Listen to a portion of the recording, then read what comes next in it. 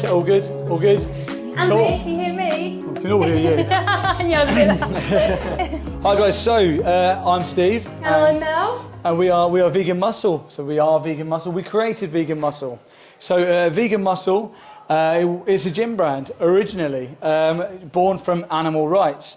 So our website is veganmusclegymwear.com, where when we went vegan, my background is obviously bodybuilding, and we were heavily vegan.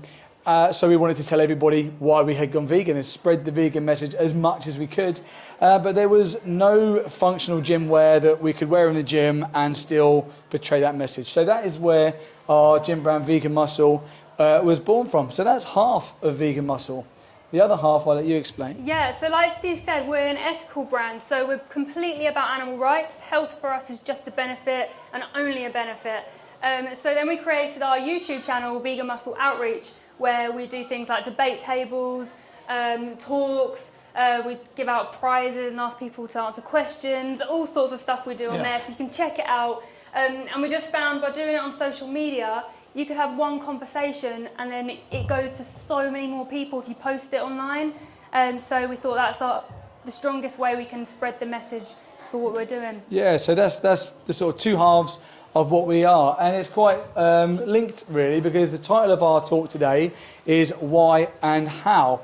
So the first why and how we're going to talk about is why and how vegan. So why should we be vegan and how do we do veganism?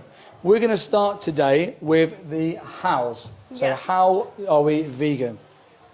So the first how is, how do we get our protein, Steve? Yeah, so I get asked this one a lot. Obviously, protein comes from plants, but how do we get protein? It is a genuine question, and we get it a lot on outreach.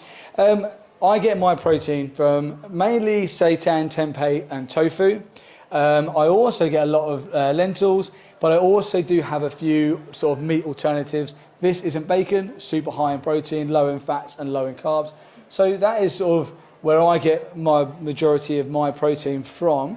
And also, I don't know if there's anyone use any supplements, training supplements at all? Yeah, have you been to Viva Life?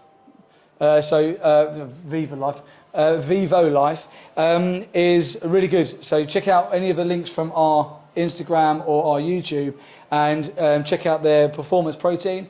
Really good sources of protein, and it's all whole foods, really well tested. So And that would yummy. be my. And It's yummy very. too. That would be my how to be vegan with where you get your protein. So the second how is over to you, Lisa. So how am I going to deal with social situations? Yeah, so I think this is one of the hardest things that I've come across since being vegan is social situations, friends, family. And I think this is very individual. I know some people set boundaries with their friends and families and say, look, I won't sit down at a table if there's any animal products on the table, or if I do, then I'm going to be educating you about who is on your plate and how they got there. Other people will go to events and, like I said before, will be the educator, will be the stone in their shoe. So if you miss an event, it's easier for them to carry on with the norm and what they're doing. But if you are there, you will make them feel that little bit uncomfortable about what they're doing, and then you can be there for any questions, because people can't help but ask. It's just in them. They have to be like, but what about B12 and what about this? So you can be there. What I would say though is try and go with another vegan, because in these situations it can be it can be a bit nerve-wracking, especially when you first go vegan, because I never heard of B12 in my life before I was vegan, and everyone's going, you're going to be defeated, and I was like, what are you on about? Yeah. So yeah, having someone there with you and protecting your own mental health as well, because sometimes you may come across like an anti-vegan, maybe friends or family, you didn't even know this about them, and the word vegan makes them rage. So if that is the case, just be really calm, wouldn't even engage in a conversation with them, and just protect yourself as well. So but it's really individual. What social situations, I think you've answered it well. They're difficult, they're individual. Take each one as they come. Just keep the victim in mind. And not take anything personally as well. So the next how is how am I going to get the same taste, pleasure and enjoyment from my food? Yeah, so how many people in here are already vegan? Cool, so you've all passed the probationary period with tofu. Like, yeah, you're there, you know how to cook it and you know how to make it taste nice. So yeah, there is like a little period of time where you learn to replicate the same taste, pleasures that we perhaps were accustomed to before going vegan. My best advice for how are you going to get the same taste, pleasure, enjoy food is perseverance, try different things. We've got Google. For those of you on YouTube, anyone know of Hench Herbivore? Paul and Gemma? Really, really good. They've got some cookbooks. They've got some simple nutrition stuff on there as well. Really good to follow. So it's just doing your research and finding it. For me personally, I don't know how you guys felt.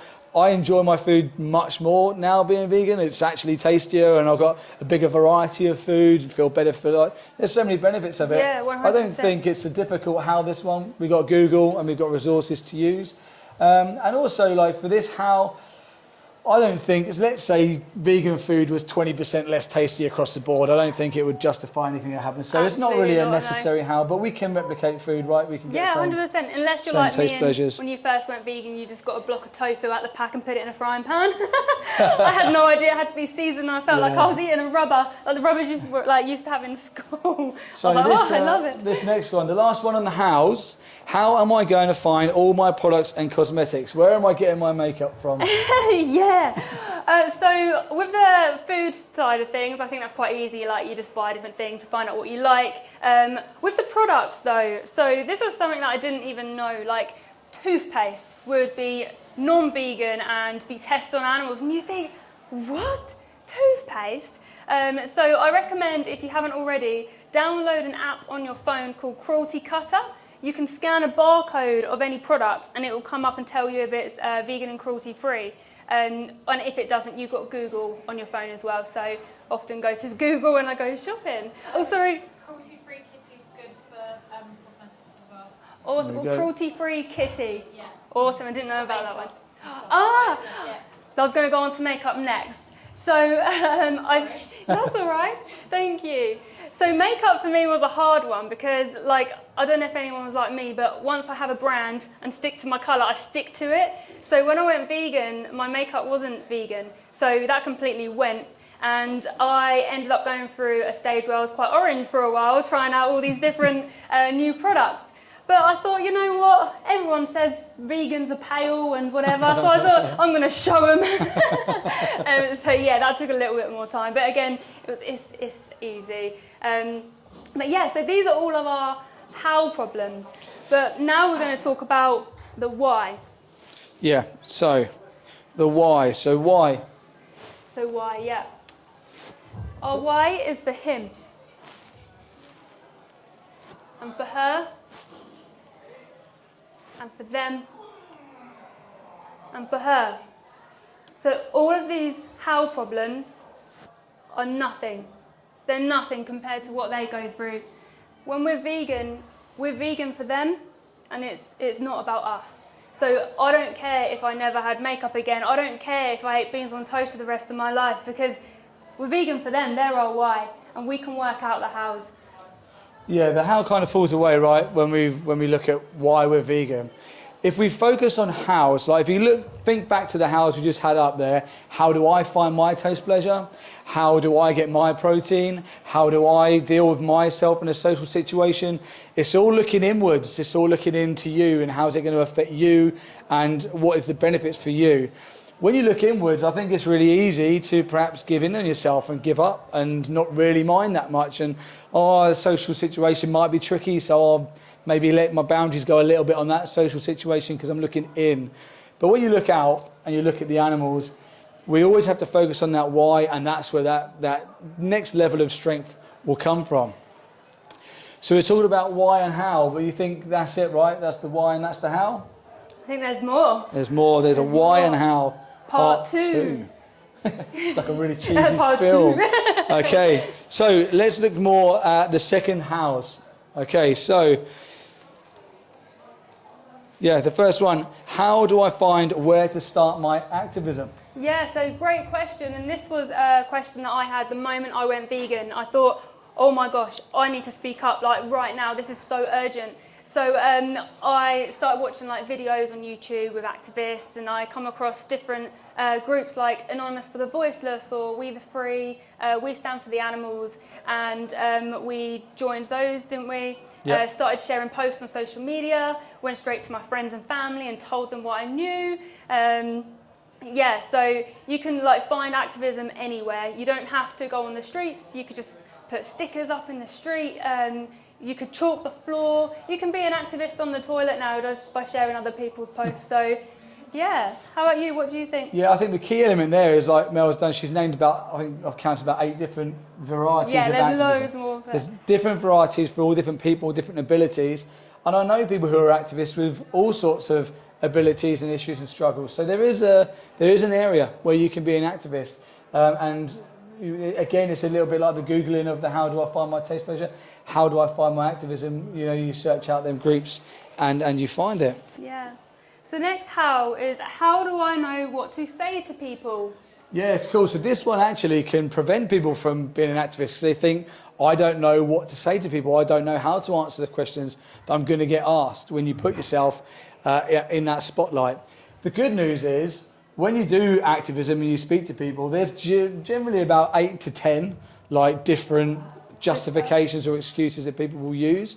So as long as you've got them sort of responses down, it's going to be a fairly easy conversation for you. Carnism Debunked, does anyone know Carnism Debunked? So Carnism Debunked's website, really good website for debunking the common pushbacks from people who aren't vegan. So on there, he's literally listed sort of health, social, ethical sort of reasons, all on there. Questions. So just arm yourself with that knowledge, but don't let it put you off. You know, watch Joey Carstrong, for example, or Cliff Grant, or David Rams, and you start to see how they answer these questions, and you'll realise there's about 10. How do you overcome your fears, anxieties, and stress? Yeah. Stress, sadness. Sadness, stress, Stress all and of them. sadness. So this one is like quite a personal one for me, and I know lots of other people who are activists. So when you first go vegan, it's so shocking what you find out. The sadness and the heartbreak is really hard to deal with. The first time I actually slept after seeing the footage of what happens to animals was the first day I did activism. Even though I am the shyest person you'll meet, I get so nervous talking in front of people. I can't even believe I'm here today. I was the girl in like assembly who would be looking the opposite direction. Like I couldn't even see the crowd. I was so nervous. So for me, outreach was like, oh my gosh, I'd like clam up. Like how am I going to do this? But I saw the footage and it just gave me that compelling feeling like I have to do something. So the first day of like outreach I just went and I stood and I was shaking with this sign with this poor chicken on the front for 3 hours, just shaking like I don't know what to expect, I don't know what to say. I just knew I had to do something for the animals. And actually by doing that is like the first step, and what you have in your head, what you think you're going to what you think is going to happen is not as bad as you think it is. 90% of people actually do listen and they do care. So it's just doing your first step, and then you'll get grow courage throughout the way. Yeah. And then the last how. So how do I not let the animals down? This one's probably the easiest how out there. Is the only way you're going to let the animals down is by saying nothing. It's the only way we can let them down. We have to say something. It's really difficult sometimes. Some situations, you can feel it. Even as the activists and what we do, sometimes I go into a situation and I think, I can feel myself like, I'm going to have to say something, but it's not going to feel comfortable. But what we all feel internally is nothing incomparable to what animals are feeling in factory farms and slaughterhouses. Just remember that focus of looking out. And when that sort of sticky moment comes, recently we were in Tesco's and someone was looking at vegan sausages and sausages that had pigs in them. And we were stood there and Mel was thinking, if they pick up that one, I'm going to have to say something. Yeah. And they picked up the sausages that had pigs in them. Mel said, hey, listen, have you tried these sausages? Because these pigs were gassed and this had to happen for them and it's really bad. And I've got the footage on my phone. I just wanted to let you know that these are a kinder option. Person thanked Mel, picked up the vegan sausages and walked I off. was shaking like the whole time. I was like, ah. The guy with the lady who thanked me was like, he was trying to tell me about the food chain. I knew what he was going to say before he said it, but he couldn't get it out. But you don't know what's done in that moment. Went to the vegan section, so Yeah. yeah. That felt Yeah, really so good. always speak up. We only let the animals down if we don't speak up in their moments. So these are the how to be an activist or how to do activism. But again, we've got a how and a why. So let's focus on the why we should be active and partake in activism. And it's for him, it's for her, for them, and for her. So for those of you who have been observing them pictures, you'll notice that the reason why we should be an activist is exactly the same reason as why we should be vegan. They're the same victims. It's the same victim on the end of it. The reason why we went vegan is for them, and the reason why we have to be a voice is for them. We can't leave it up to anybody else to do this for them. When you went vegan, you took personal accountability of your actions and you stopped paying for what's on the screen. But at the same time, we need to take personal accountability of your actions and now be part of the solution, not just be part of the problem. And here's why. Yeah, so 500,000, 500,000. Who knows what that number could signify? Any guesses? Everyone is awake out there? You're all awake? Yeah. So that number there signifies the number of animals killed for food in the UK alone since the time we have been starting talking. This is why this is so urgent. Half a Once million. we know, we must act. The because UK alone. Animals are going to slaughterhouses right this second, and we are the keys to those cages. We can stop this by speaking up. Now, when we look at big numbers, especially as activists, for those of you who do it, we all know the big 80 billion land animals killed a year for food. We talk about these kind of numbers and they're massive, and you can get lost in that number. But they're individuals. 80 billion are made up of individuals. And this is why it's important to not look away for them, to not be quiet for them, to stand up and make your voice heard for them. Joey Carb, did anyone go to vegan camp out? Yeah, Joey Carbstrong. Do you see Joey Carbstrong's speech? That moment when he came out and said, "Are we winning?" And about 20 people went, "Yeah!" And Joey looked at the crowd, he said, "I'm not too sure." And that was a moment that really hit me, because I was thinking, hang on, this is an animal rights act, an iconic animal rights activist. You know, the weight of veganism has rested on Joey's shoulders, and he's turning around to me and saying, "We're not winning." And I took that really to heart, and I thought, he's right, because there was 15,000 people at Vegan Camp Out. Imagine if that was 15,000 voices and activists for the animals. We need to push harder for them. We can't leave it up to the next person. So, journeys. Talk to us about journeys. So do you think, is being vegan a journey? Journey to veganism? No. Once you know what happens to the animals, you're either vegan or you're not. There's no middle ground, there's no baby steps, there's no journey. Because if you were the victim, you would never want someone to go on a journey. You would want them to stop immediately. So it should be exactly the same for the animals. And the other thing is there a journey to being an activist? No. No, but we're going to talk about So the yeah, there's no courage. journey to be an activist. So it should be an instinctive thing. That's not saying that your journey as an activist, you will grow and you will change and you will improve. And where you start your activism may not be where you finish your activism. Your activism could be a sticker on a door. It could be sharing a social media post. Wearing It a could be t-shirt. wearing a t-shirt. Looking after animals. That activism could grow up to being a street outreach YouTuber, TikToker, whatever it may be. You could become a direct activist. You could join ALF and go into Cambridge and break out the Beagle. You don't know where you're going to go. But the journey to be an activist, it should be an immediate thing to be a voice. There will be a journey afterwards, of course. Yeah. So you ready for your... Yeah, so can you take that? Yeah. So what we're going to do... Right. We're going to do a bit first activism together. Is anyone here actually activists already? Cool. Well, You started your journey. You're an activist. You're Cool. an activist. Okay, cool. Well, we're going to do a first bit of activism together. What do you reckon? Should we start our activist journey today? So what we're going to do is we're going to go 3, 2, 1. Mel's going to point the camera this way, and when we go 3, 2, 1, let's just all shout "Go vegan!" Nice and easy, right? It's a clear message. Everyone will get it first time, I'm sure. Okay, Yeah, you ready? Really loud. Clap. Do whatever you want. Right, Go ready? crazy. All Okay, right. you recording? Yeah. Right. 3, 2, 1. Go vegan! Woohoo! Yes, great. That was really good. That was good. Right, let's do one more just in case it didn't work first time. All right, let me get this side so you're in Go it that too. side, yeah. Cut me out as always. No, Right, you're ready? in. 3, 2, 1. Go vegan! Yes, Awesome. awesome. So what we're going to do, Mel's going to post that up now on our Vegan Muscle Gym Wear on Instagram. I'm going with the first one. Okay. I cut you Go out. with the first one. She cut me out. So that's going to go up on our Vegan Muscle Gym Wear on our Instagram.